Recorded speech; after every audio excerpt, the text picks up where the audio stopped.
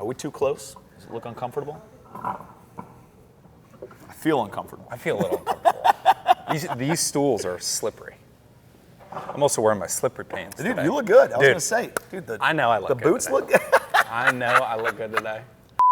What's up, guys? Welcome to another episode of Spilling the Beans. Today I'm sitting down with my Chief Marketing Officer and Director of Acquisitions, Nick Burton. Nick has been with the team for 9 years now, and he's gone through the residential side of flipping houses, the turnkey side of things, the property management company, acquiring thousands of apartments, offices, mixed use, retail, self-storage, did I say that one? Short-term rentals, everything that you can imagine. Land we bought and built and acquired, and CapEx and all that stuff, every single asset class. And we're gonna be sitting down today talking a lot about what's going on in the market for 2024, where the opportunities are, where the downside risks are, and what the landscape's gonna look like for the next 12 months. Let's go meet up with Nick.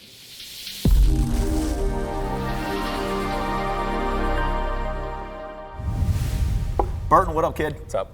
Dude, excited to be sitting down. How many Spill the Beans have we done?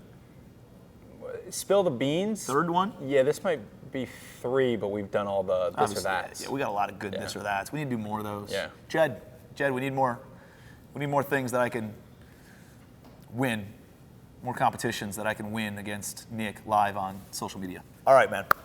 I thought it would be good to talk a little bit about the market. I think the market's changed pretty dramatically in just, we're filming this at the end of February.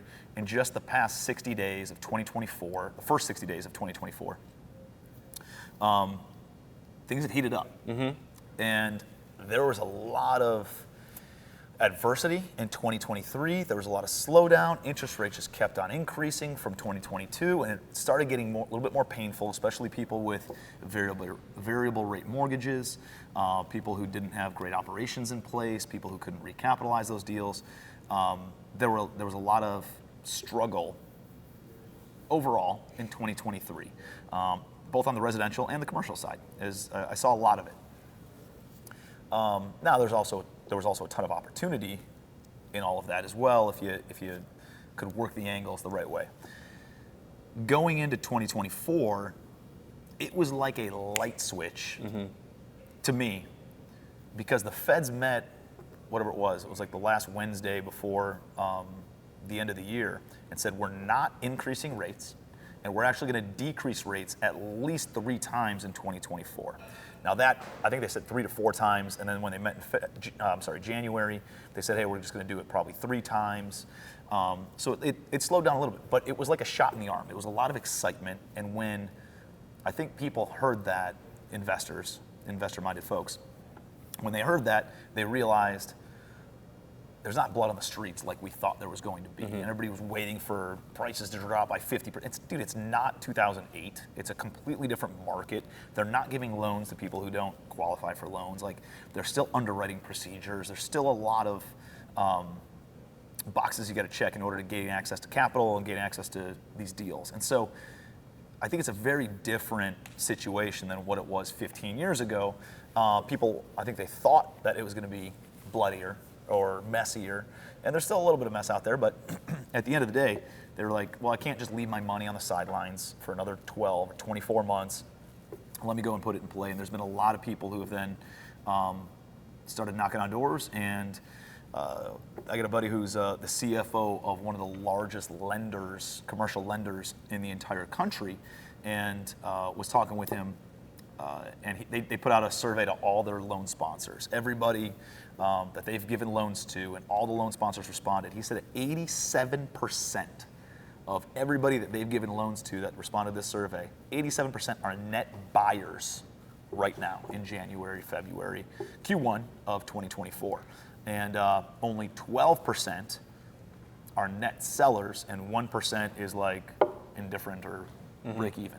And I feel like we've seen that, right? We've put a bunch of properties on the market, not a bunch, but we brought out a couple properties in Georgia. We just brought out a couple properties in Louisiana. We're bringing out one in Oklahoma. We're going to bring out more in Georgia probably later on part of this year once we stabilize and kind of make it a little bit more turnkey. And the reason we're selling is we're just trying to consolidate, right? We're trying to just refine the portfolio and really just stick to our own backyard, which is we're here in the Carolinas, the ops team's in Ohio, and really just stick to those areas just because the resources are there. It's just easier. So we're not looking too much outside of those markets, but would love to understand what you're seeing as you're making phone calls and as you're having these conversations. Last year and the year before, we didn't really buy much, Sure. right? And what were those conversations a year ago versus what are those conversations like today? Yeah, I've seen this, whether it's multifamily, commercial, single family, kind of across the board, that 2020, everybody's all in. 2021, people are all in. People are buying. People are going crazy.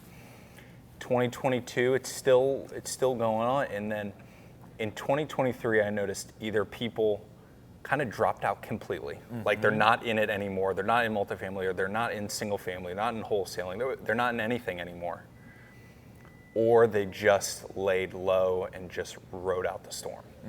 And all those people this year, the people who are out are out. Yep. The people who rode the storm are now back. Yep. And so I think there's going to be plenty of deals, plenty of buyers, plenty of sellers, but it's not congested like it was in 2021, 2022. So I agree. I think the people who are really in this are still around, and they're going to make a lot of deals happen. But people were just scared last year. That's it. They're just a little scared. They didn't know where things were going, and now that I think it was just so drastic from rates being 3-4%, and now people are like, oh, this is reality. We had it too good back then. Yep. This is kind of what it's going to be at for a little while. We can either quit or we can just try to make deals happen. So yeah, well, it's sunk in that there's other options rather than whatever the rate is on some ticker on your TV, dude. Like, I can't remember what the exact figure was, but it was like 80 or 85% of deals were refinanced at those super low rates. And guess what? You can step in and assume a loan at those super low rates. And that's standard procedure in the commercial world at least, where you can step in and take over a mortgage at 3.5%, and then you got to figure out the capital stack, right? Like, where's the rest of the money come from? And like on the Oklahoma deal, let's say we sell it for $13 million. We got a $7.5 million mortgage on it that's assumable at 3.1% interest rate. Somebody can come in and assume that. We'll probably carry back $2.5 million at a 2%, 3% interest rate, 2 to 4%, somewhere in there. And so now they're at $10 million. They just have to come up with $3 million from their equity check, which is 25% down, and they're into a deal at a blended cost of capital of, let's call it, at 3 or 4%, right? So now this is a smoking deal for somebody, and we get our sales price. They get a great purchase price or great terms on the purchase price as well. Turnkey asset, everything's gonna be fully renovated on that. And so, like, guess what? You can make a great deal happen regardless of where interest rates are on TV, because it's irrelevant to this deal. One thing that, the first couple years we were doing this, it's definitely one of my downfalls. And I think it was, I used to try to kill every deal.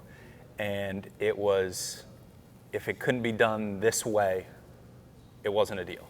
This way, no, yes, no, that was it.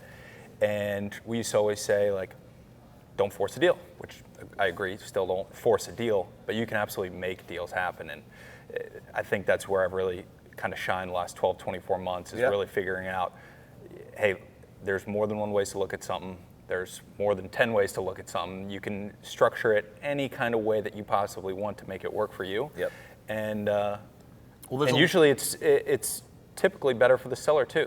Better for the seller, better for investors. We can structure it a million different ways to where a high interest rate, just a Fannie Freddie loan, whatever, doesn't really matter. Yeah, and I think you've gotten really good at developing the skill set of understanding the levers that make a deal, right? People think, hey, it's purchase price, renovation cost, and after repair value. It's like, no, that's it for a flip, but there's a lot of variables. There's a lot of levers you can pull for a commercial property, because it's valued based on the income approach. So it's all the levers that affect the income, all the levers that affect the expenses, and the levers that affect the purchase price and the cost of capital, and the levers that affect the capital improvements to the property. So it's like, all right, well, hey, I have income on the rents. All right, well, what about other ways? Let's look. Oh, well, there's rental income, there's parking income, there's laundry income. Hey, we just took some basement space, we threw some chain link fence up there and made some like little doors, and now it's storage, and you can rent it out for storage income. It's on the building's on the side of a heavily trafficked road. You take the side of the building and put up some sort of a billboard and rent that for $500 or $1,000 a month. Now you're generating additional income that's outside of just the finished square footage of the property. You know, if you're in a really hot area and you make covered parking as opposed to just regular off-street parking, or in a really cold area where it's a lot of snow and you just make covered parking, now you can charge a premium with not adding $250 a square foot of finished space. You're just adding some sort of a garage port that costs you, I don't know, $40 a square foot or $25 a square foot, and you can make a substantial amount of money from things like that. And so thinking outside the box and finding amenities that you can add that actually generate revenue as opposed to amenities that create expenses, like pools. I friggin' hate pools. Yeah. Because it's just an expense. Now, do you attract a certain caliber of person? Maybe.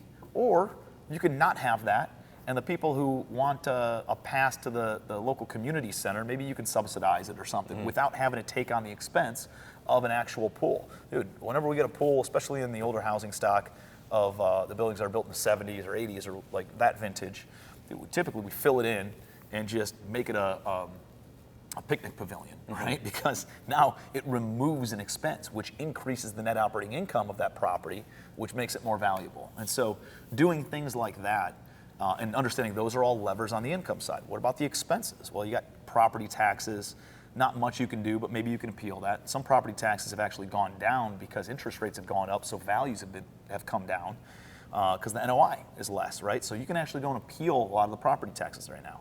Insurance, that's a big kick in the balls. Yeah, that one's the opposite. That one's crushing. That's not something that you can do, but like I found that the lenders are very, like, you're not on the email on the operations side, but we just had a lender who had to renew the insurance policy, and I said, hey, the deductible's $25,000. Now this is a property that we're improving right now in Georgia, and we're putting a ton of money back into it.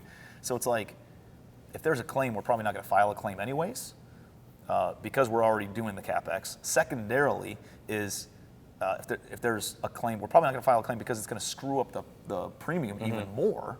So it's like, well, I'm not going to file a claim for anything under $100,000, anything that's catastrophic, anything that's not catastrophic. I'm not fired. Jesus, what am I saying? Not going to file a claim. Not going to file a claim for. And so I went to him and I said, hey, can we increase the limit on our deductible to $100,000 from $25,000? They said yes. It saved us $30,000 a year on the insurance. Wow. Right? So doing stuff like that, or going to the insurance company and saying, where are the risks that are perceived in this deal? And instead of us spending money for the risk that's associated with that through the insurance company, maybe we take that money and we improve, like on the Lorraine property. We had like stab block breakers or something, which was never a friggin' problem until a year ago, I guess.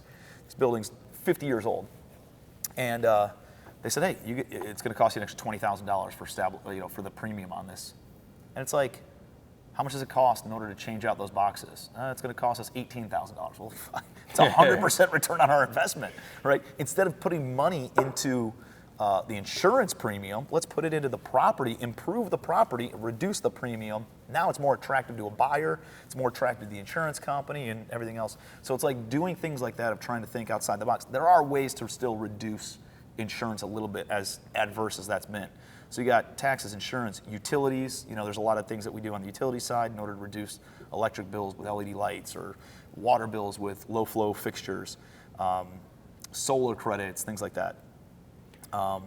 Maintenance, right? That's hardening the property. We talk about that a lot. Yep. And then property management, which we've brought it in-house. We've gotten better management quality by bringing that in-house, and we control that expense a little bit more. So yeah, and all these things that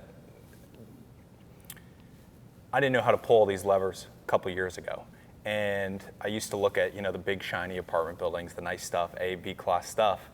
And that was kind of just like a pipe dream to me. It was just like, it wasn't attainable. It's big fun stuff. And we weren't in that space, and I didn't think we'd be there for a really long time. And now that I know how to pull these levers and I know how to structure deals infinitely different ways, buying those deals seems pretty easy now. Yeah, we're looking at a bunch of them right now. Yeah. And I will say, dude, our model was the Burr method when interest rates were so low. Sure. Right? When interest rates are low and properties are appraising and the LTV is more than what you could sell it for, yeah, dude, you go and do the Burr method. You buy it, renovate it, rent it, refinance it, pay back all your investors, move on to the next deal. You hold that property with fixed rate debt in place. And we did that with thousands and thousands of doors, and it was a good model. As soon as interest rates change, that model doesn't work as well. Sure. Right, today, unless you're really buying at a deep discount, which is a little bit tougher to do. But there's definitely, creative finance is the method, and that's where, we've worked a lot on that over the past 12, 18 months of like, how do we creatively structure these deals? And so we talked about components of the deal itself, of the income and expenses, but then now there's like the cost of capital. That's another lever that now we're working on, and we've done stuff like assuming loans. We've done stuff like getting the seller to carry back, either in a second lien position or in like an equity position and being part of one of our equity investors. And if you're giving them their price, chances are they're going to carry back or roll their profits in as equity at a much lower rate than if we had to go out and raise capital. Sure. Right? They're not expecting, and you can give them 1% equity in the buy side and have them roll in 20% of the money, and you don't have to give up any of the equity to them. And you probably pay them a 4% pref as like a 4% fixed rate of return or whatever, instead of a 8 to 12% pref with giving up 50% of the equity in the deal. So there's some real attractive levers that you can pull if you understand how to structure it that way. And again, I'm excited for that path. What about a lot of the other stuff that we've been looking at on the other commercial asset classes? The office, the retail, the mixed use, the flex space? Yeah, anything that has a long-term lease on it. I wouldn't even say super long-term, but it's got at least 3-5 years left on the lease. Again, stuff that's really boring, really easy, really clean, built in the last 20 years, that we can just sit on it. And completely different to what we've done, because now we can qualify for this stuff from doing that stuff. But the office medical I really like. The retail stuff, if it's primo retail stuff, I like that. And it just needs to be in spots that we're already at. Like, I'm not going to go buy something in Elk City, Oklahoma. I'm not going to go outside of our South Carolina, North Carolina, Georgia, Ohio. Yeah, that's it. And it's easier, right? We can drive to it, and I know I think it was exciting to be able to say, oh, we're in 12 different states. Yeah. But it's just like, dude, there's acres of diamonds in your own backyard. Just like buy in your own backyard. Is Ohio the best market? No, not for appreciation, but it's a good cash flow market. It's fine. But I'll do limitless deals in Ohio because our team's there. Yeah. We're intimately familiar with it. We don't have to go and learn who the real estate attorneys are, who the brokerages are, who the management companies are, who the contractors are, who the insurance people. Like, we already have all that stuff, and that's a learning curve whenever you get into a new market. And so, I'm a big believer now, as we've grown wiser in our operations, of just invest in your own backyard because you're already familiar with it. Are there other markets? Like, the grass is always greener, but dude, it takes a lot of watering and it takes a lot of work in order to learn the people, the resources, how the processes in that area. Like, we own some stuff in Illinois, and we get there was a warrant out for my arrest in Illinois because the grass was more than 4 inches tall or something like that. Like, one time, it's like, what is happening? I don't even know if that was it, but it was something super stupid because of certain nuances.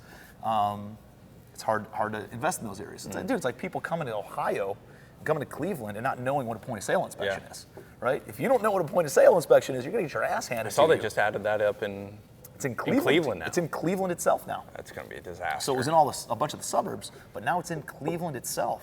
And people get their friggin' legs taken out because they're not familiar with how to navigate that. Now, we're already familiar with it, so we're not nuanced by it, but somebody else absolutely would be. And so, again, it goes back to invest in your own backyard if you have that ability. So that's one of the reasons we're consolidating our portfolio. And by the way, if you guys are interested, ping me on either direct message on Instagram or Facebook. We have a couple hundred units in Louisiana coming up for sale, actually on the market right now. We have a couple hundred units in Oklahoma coming up for sale. We have several hundred units in Georgia that will be pretty turnkey. There will still be plenty of meat on the bone. And some of them are turnkey, some of them are a little bit of value add. They all have upside with rental increases and some other stuff, but we're just kind of consolidating the portfolio. So DM me on any of that stuff. So that's one. What was the other thing that you mentioned? You mentioned invest in our own backyard. We hit on that. Asset classes? Other asset classes? Yeah, let's go with that. So the other thing that you mentioned was different asset classes, and you had mentioned it needs at least like 5 years left on the lease. And the reason that is, it's the same reason we invested in Burr, is because we looked at the financing and the access to capital that we had, and then we reverse engineered a business model to go with that. You remember? And that's how we came up with the Burr method of buying apartment buildings. Now that those cheap financing is not available, we're looking at apartments, right? We're looking at loan assumptions and creative financing on existing stuff on the multifamily side. And then on the commercial side, the reality is you can't get a loan of 5+ years from a bank or from an institution unless the loan term is at least that long. So that's why we're looking for 5-year plus lease terms, because otherwise we can't get the financing. So the key there is go and talk to your mortgage broker, bring them a deal, learn about how the bank would we were looking at office. Dude, there's some really good office deals at 10 caps right now that are 90% leased. And because of the negative sentiment and the bad press that the office industry has gotten, these lenders aren't willing to touch it unless it's like a super low LTV. I'll give you an example. I sent one to Chris, and I was like, hey man, just give me feedback on this. It's 93% occupied. It was built between 1990 to 2005. It was like an office park in Ohio. And it's got, whatever it was, $3 million a year in NOI, and they were asking $30 million for it. So it's it's a 10 cap. Nice brick buildings and everything. And he's like, dude, the lender's gonna underwrite this at a 78% occupancy. There's gonna have a debt service coverage ratio that needs to be, I don't even know what it was, 1.5 or stipulation to it. They're gonna implement all this tenant improvement credits that you have to price in, and reserves for all this, and all these other things that take this. He's like, dude, they're asking, I can't remember what it was. It was like $150 a square foot or something like that. He's like, you'd have to buy this in the $60 to $65 a square foot range, even though it's in a great. So you literally have to buy it at a 20% cap rate right now. So it's not just us; it's everybody. Everybody. Yeah. Everybody. It's not. So if you need to sell it, if you want to get out of it, it's a shitty place to be if you're a seller of or a seller of office buildings right now, and it creates a huge opportunity for those who have cash or have cheap financing or whatever, who do have access to be able to buy and finance office buildings. Like the main building in Cleveland, or the third largest building in Cleveland, Ohio, is the Huntington Bank building, right? That's sold in 2000. I think we looked at it in 2018 or 19. It sold for $160 million. It just went under contract for $55 million. Dude, 5 years later, it sells for 33%. We could have bought that. Yeah. Right? And it's still 75 or 80% occupied or something. It's on the main square in Cleveland. It's it doesn't mean it's a bad deal just because the news headlines are saying it's bad deals. How can you get in to some of these prices and be able to go in and buy? And some of these bigger funds and investment firms, they're fine taking a bath on the price point because it's just part of the cycle, man. They just, hey, we absorb it as a fund. It's $100 million out of a $5 billion fund, so it's a drop in the bucket. We're just going to move on to some other stuff. And those investors are very real, and they exist. And so I think there's a play there. I think there's a play to twofold. Go in, make a shitload of offers on office stuff, and just come in at 50 cents on the dollar of whatever the asking price is, or whatever the numbers shake out to be. And then the other thing is going in with an offer of creative finance with these office sellers of saying, hey, obviously they're not going to allow me to do this. I'll come and bring in new debt at 50%, and then you carry back the other 50% at 0% mortgage or 2% interest rate as a 1% equity LP in this deal. I'll manage it, I'll operate it, I'll take on all the financial or all that risk on the loan side of things, and you'll get your price point, but it's going to have to be over the next 30 years. I think that's a great model to be in if you understand and you're willing to learn how to manage and lease up office space. Yeah. Like there's definitely nuances. It's not as simple as I'm probably making it out to be, but it's and I like the business to business aspect of it as opposed to business to consumer, of working with businesses and signing long-term leases and structuring it. If you get it at that low of a price point or that great of financing terms, you can go and renegotiate a new lease on a 10-year term or however long with those tenants to just at a discount, right? They might be paying $15 a foot right now. You can offer it to them at $8 a foot if they sign a new lease. It cuts their lease in half, but you get the commitment of long-term. And I like the idea of capitalizing on short-term stressors, right, and making long-term investments that way. Mm-hmm. Yeah, I had 2 or 3 calls this week already with office mixed-use people, sellers, and I asked them, hey, you open to any kind of owner financing, any type of creative financing, any percentage helps, and every single one was just, yeah, sure. Like, usually it's like, yeah, we might be open to it, and they were just like, yeah, sounds great. So like, all right. Across the board, and I think that's a big difference in commercial versus residential, because in residential you're dealing with a homeowner, somebody who who's just trying to explain it to them is a disaster. Dude, it's hard on the single family side, but everybody in the commercial side who owns an office complex, they bought it for investment, and they want residual income, they want passive income, and so you're able to offer them to get off the loan. You take the loan on, offer them the continued residual income, it's just paid out over time. They can still get their price point or close to their price point, and I think structured the right way, man, I think there's a big opportunity to buy office right now. Do we want to? I don't know if we're going to or not, but I think it's worth looking into the office side. I think, dude, what are your thoughts on the flex space and storage and industrial side? I'm in for long-term leases. Storage, I don't really care about. Yeah. If I had some big industrial building that has, the cool thing about those is you can get 30, 40, 50-year leases. You can get some big leases on those. And if that comes up, yeah, sure, I'm fine with it. Yeah, well, the thing on the industrial is it's not expensive to build, but they're selling it based on a cap rate. Mm-hmm. So you build multifamily, dude, you're probably looking at $200 a square foot by the time you're all into this thing, depending on how nice the finishes are and if they require a sprinkler system and everything else, right? But let's call it $200 a square foot. You're building, these guys are and they're selling it at a 5 cap, 6 cap, whatever the number is. And then they build an industrial at a $50 a square foot, right? It's concrete with corrugated metal walls and a open ductwork on all the mechanicals. It's like, dude, it doesn't cost anything to build something like that. And they're selling it based on putting a 10-year, 20-year lease in place, and they're selling it at a 7 or 8 cap, right? Yeah. And so like the margins on that for the developers are friggin' enormous. It's huge. And I think that's a great play if you're a developer and you're a builder and you know how to do that stuff. I know we're not doing much on the development side because it's just we don't have the patience to go through the bureaucracy of dealing with the building departments and subcontractors and all the non-performance of the property for 2 years with a big outlay of cash. I just don't like it. I'd rather buy it at CO. That's got to be our number one focus. Yeah. It's just buying nice new stuff at CO, get in with the builder early on, just say, hey, we'll buy all this as soon as you get certificate of occupancy, and just keep rolling. And I had, 3, 4, 5 calls last week with lenders trying to figure out how that works.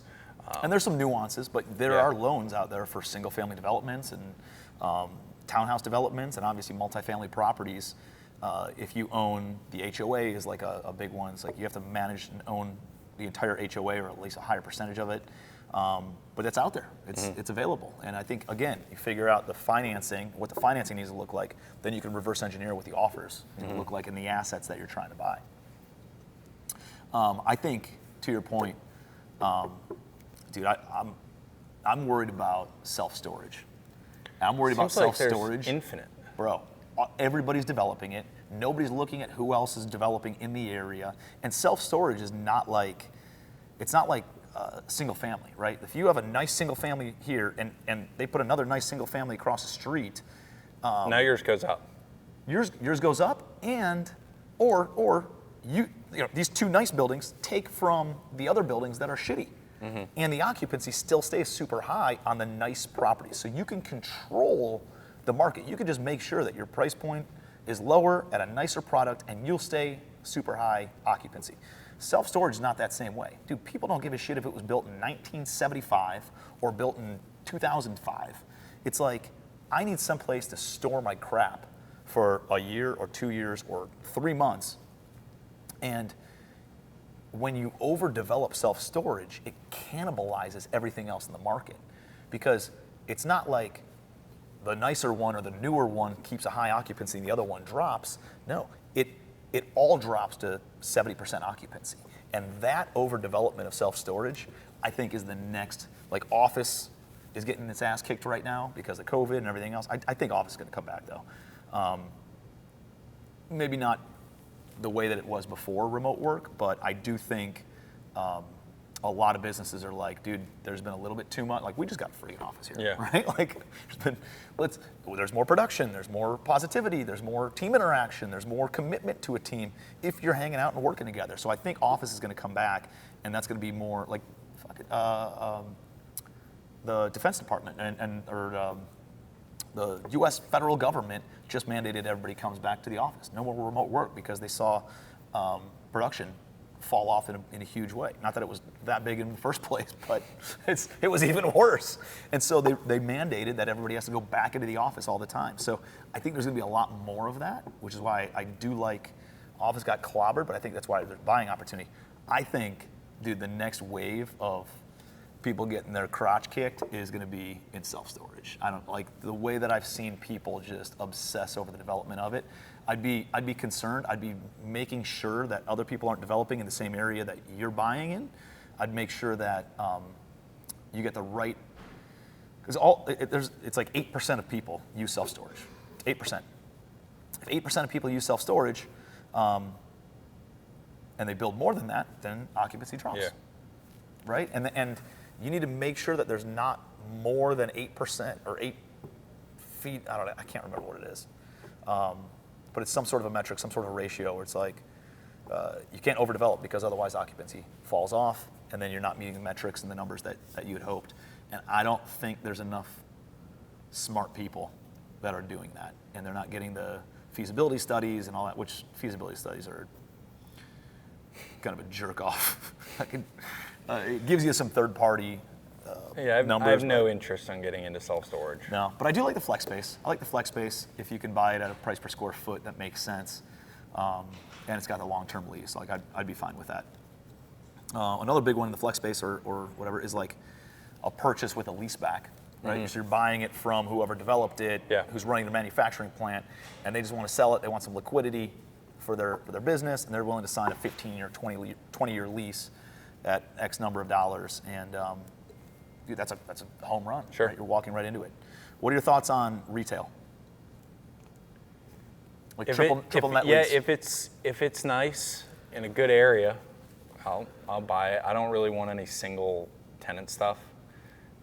Depends on who it is, I guess. If it's a big name, I'd be open to it. But like John's Tires down the street, I'm not really banking on that. But like we've been looking at some Walgreens, we've been looking at some Dollar Tree, stuff like that.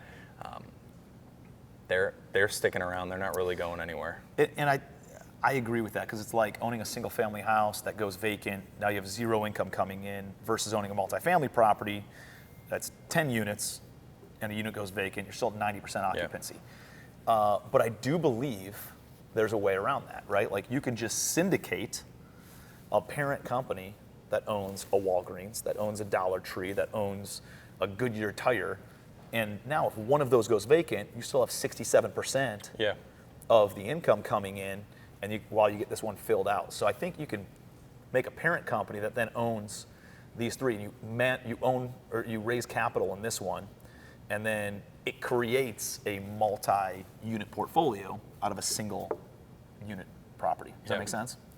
I think that's what we would do if we ended up going that route. Yeah, I like Walgreens is one thing. I would hate to buy restaurants. No. Like anything like that. I got no interest in restaurants. Not really into gas stations. The depreciation's huge, but like anything that I can't. The environmental factor of gas stations is anything that I can't turn into something else with somewhat skill or at somewhat ease, not really interested in. Like a big shell is fine. Yeah, the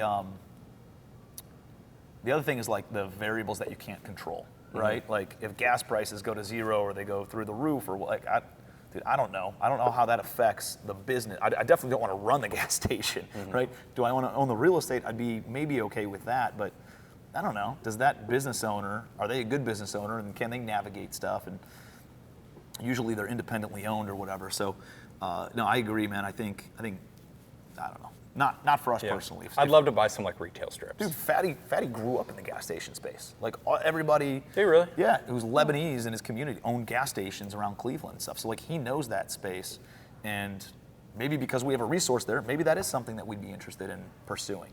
But if we don't have a resource there, I think it's a little bit tougher to do. What'd you say just now? I'd love to buy some retail strips. Yeah. Yeah. Some bigger ones though, I think. We had an opportunity to buy one up here in Charleston last year. It didn't quite work out. I believe it's sold, but I'd like to do that. Yep. All triple net stuff, fully leased. I think one of the issues with it was like, let's just say 300,000 square feet. But and it was 15 units, but one of the one vacancy was like 100,000 square feet, something like that. That's too much for me to bite off without having anything lined up and without them being okay with locking this up for a while to try to figure out who can go in that thing. If we were to just buy that thing, I bet we would have taken a bath. There's got to be, and again, this is like going into retail. If you have the skill set in order to lease out retail space and not just list it with a broker, but you're like actively hunting, huge. Like that skill set would be massive. If anybody on here watching this has that skill set or knows somebody with that skill set, please make an introduction, because I'd love to figure out a way to work together, because again, that would open up the vaults for us on more, again, if more we had that acquisitions. resource, of some rock star retail leasing agent who could get the big box people in and some big names in, buy that up all day. And not just put the lure in the water and wait for people to come to you, but like actually actively go and call, I don't know, friggin' Aldi and call all these different retailers 200 different retailers, talk to their head of real estate and see if they're willing to come in and what those lease terms look like. That I know a list exists for that. I know one or two people who have actively done that, and we could definitely reach out to them. But,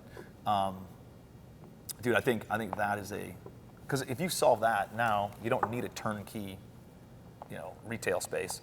You can just line them up, and obviously you can buy it at a deep discount if it's not turnkey, and you can buy it at a 10 cap or a 10 cap on pro forma versus a 5.5 cap or whatever on in-place rents and it being turnkey. So you're getting it at half price, and now you're getting the returns that you want to hit because you're doing that active work. But you got to do the work. You got to be the one willing to put in the effort and create the value, right? Instead of waiting for it to just happen. So we hit on office, we've hit on industrial, we've hit on retail and storage. Storage, industrial, and then from a multifamily standpoint, where do you see multifamily going over the course of the next 12 months?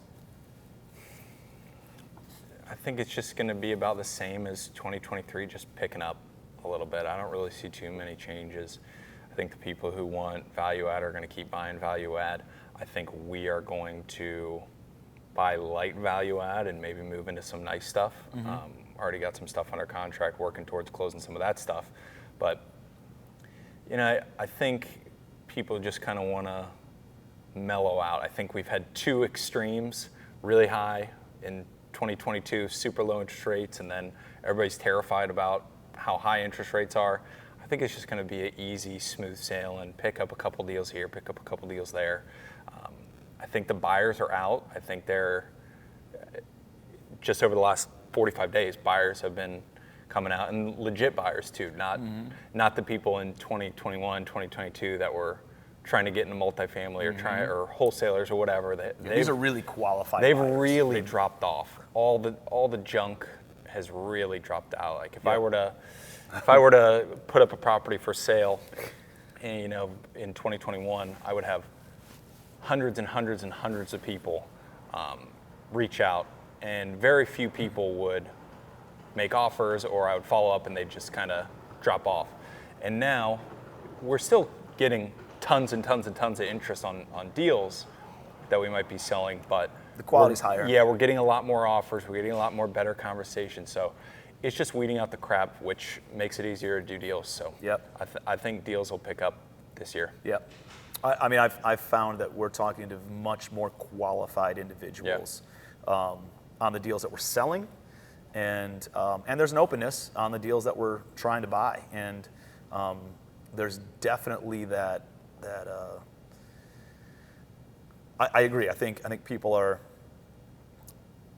I think people like they expect a status quo to not change in 2024. Everything's going to be stay standard. Nobody's going to try to go bananas, or it's just like, dude, buy some good deals. Yeah. Build the balance sheet. Keep the momentum going, and who knows what happens after the election. But I don't think anybody wants to rock the boat from a federal government standpoint up until the election happens, and then after the election, who knows, dude? It could go totally sideways, I want to buy or it could stuff just when go bananas because they pump a bunch of money in the market. I want to buy stuff when it feels like we have an idea of what's happening. That's what everybody else does too. Opposed to planning on, hey, we'll buy a bunch of stuff next year, whatever. I don't want to plan on any of that. I know we'll adapt to whatever, but that's the key. The election is going to be a disaster.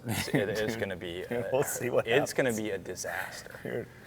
Oh, I don't know what's going to happen, but it looks. Can you imagine being a founding father of the United States and being fast forwarded 250 years? Yeah, I'm just and tired. saying, look at these fucking people, right? Yeah, I'm just tired of seeing signs everywhere. There's just like bandit signs everywhere for everybody. The text messages. The text, the signs.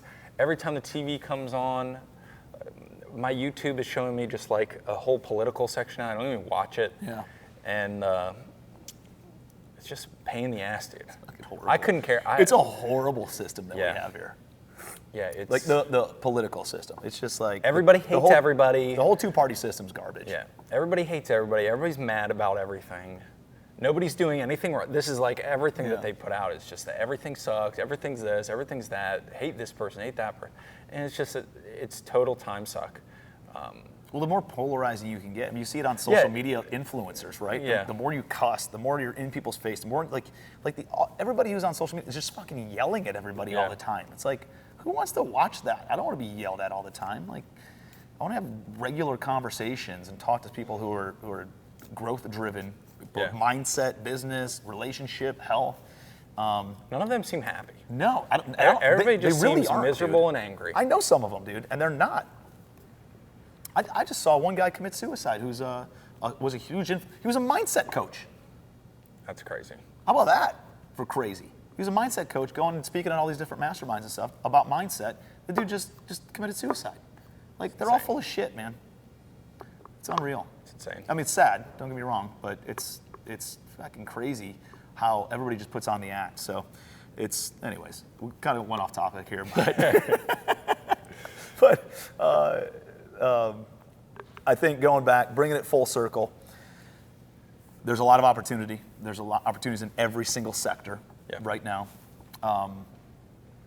We like that the status quo is just kind of like nobody rock the boat. That's going to give you a good amount of time to buy some good deals, sell some good deals, stabilize your portfolio, and but I would do that this year, right? Like, I would make sure that you do it this calendar year, get everything where you want it to be, because we don't know what 2025 is going to look like, and I think it could go one way or another way. Maybe it stays steady, but you don't want a bunch of balls up in the air when 2025 happens, because there could be some sabotaging or whatever. Sure. So, but I like where we're at, man. Yeah, me me too. I like the properties that we're selling, or if we sell them, great. If we don't sell them, no problem, because they're all stabilized for the most part. There's a few of them that need some attention still, but we could definitely have those stabilized in the next 12 months. And then the stuff that we're buying, we're having a lot of really good conversations with sellers, with brokers, with developers, and I think that's going to be exciting to kind of step into that. Like, our forte is definitely in operating, right, once something is already renovated.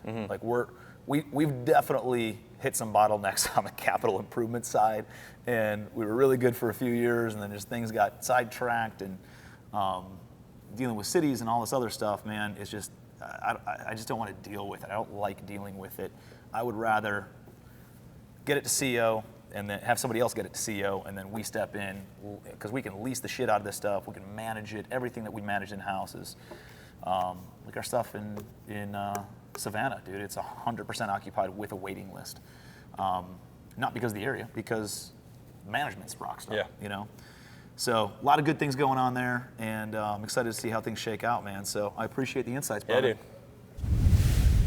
Hey, hopefully you guys got some good takeaways. I'd love to know what you think about what's happening with the market and where you think things are going to go over the next 12 months. If you can put it in the comments below, add some insight, add some suggestions. If there's anything we missed, if there's anything you agree with, anything you disagree with, I'd love to hear about it in the comment section. And if you have any questions, put that down there as well, and I'd love to create more content and maybe on Ask Tim Anything, do a video for you responding to whatever questions you might have. So throw that in the comments. If you would, do me a huge favor and just press the like button, press the subscribe button. That helps us share more value and give more, and make a bigger impact in the social media world for other people who would also get a ton of value out of something like this. So appreciate you. Be your best.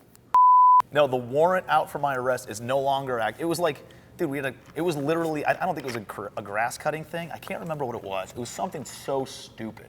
It was like a friggin', it was like a screen hanging off of a window. It was like something so dumb, and we just never addressed it, or the management team never addressed it. And it was a violation that was open for 30 days with the city. They put a bench warrant out for my arrest in Illinois.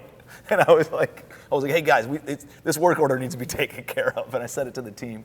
They cleaned it all up. It's good. I think it's good now. I don't think there's still a warrant out. I mean, that was a couple of years ago. Just don't go to Illinois. I just don't go there anymore. Yeah.